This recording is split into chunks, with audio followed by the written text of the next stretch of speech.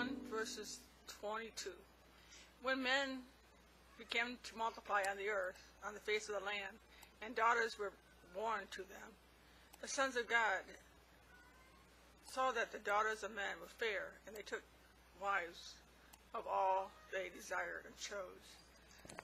Then the Lord said, My spirit shall not forever dwell and strive with man, for he also is flesh, but in his days shall not yet be 120. There were giants on the earth in those days, and afterwards, when the sons of God lived with the daughters of men, they bore children to them. These were the mighty men who were of old, men of renown. The Lord saw the wickedness of man was great in the earth, and that every imagination and intention of all human thinking was only evil continuously. And the Lord regretted that he had made man on the earth, and he was grieved at heart. So the Lord said, I will destroy, blot out, and wipe away mankind who I have created from the face of the earth. Not only man, but the beast, the creeping things, and the birds of the air.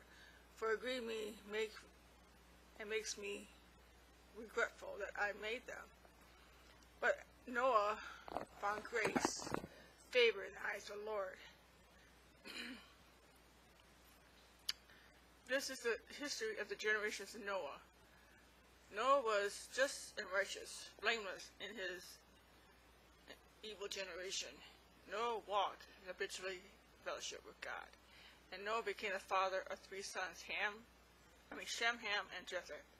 The earth was depraved and perjured in God's sight, and the land was filled with violence.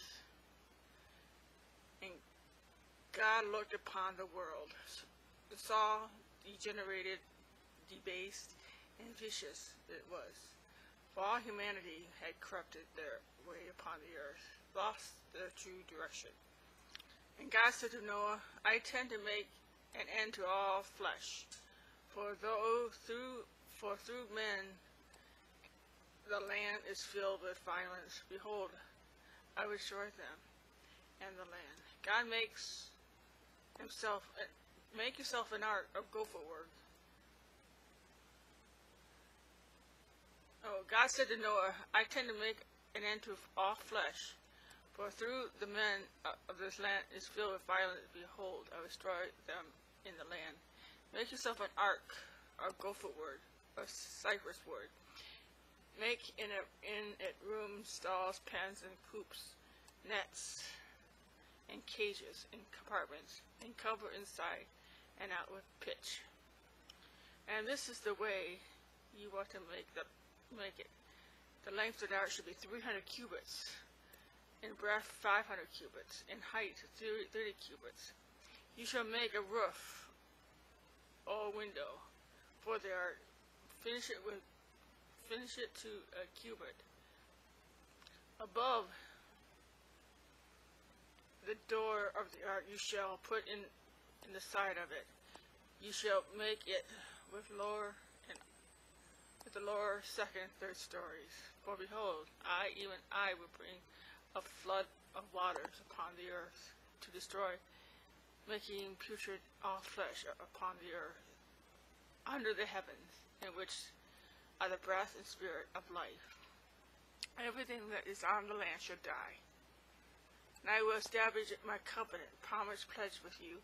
You shall come into the ark, you and your sons, and your wives, and sons' wives with you, and every living thing of all flesh.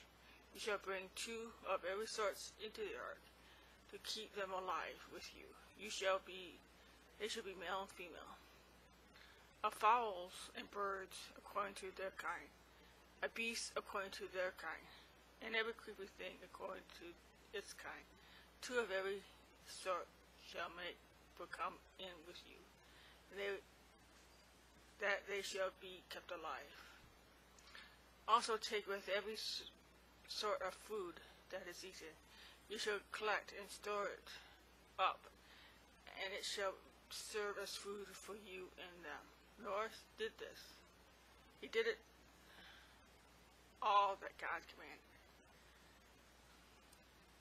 It's hard to believe just a few thousand years after man sinned, God was willing to, mankind had become so corrupt, so evil, that only 8 people survived the flood.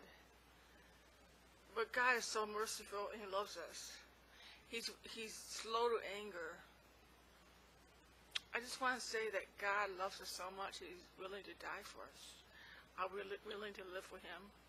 Trust in God completely. Give 100% to everything we do to Him. Do it for His glory. So I don't know about you, but I'm trusting God each and every day. I have no idea what next week holds, but I'm trusting God to give me the hours, to give me provisions, to trust in God.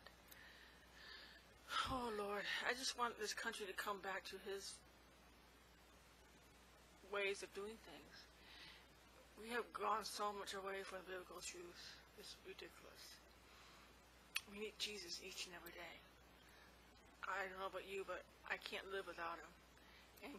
But I need Jesus, and you need Jesus. And I pray that you come to know Jesus. And keep praying for our country. Keep praying for our president and our leaders. And may they come back to the biblical truth. And keep looking up. Christ is coming back soon.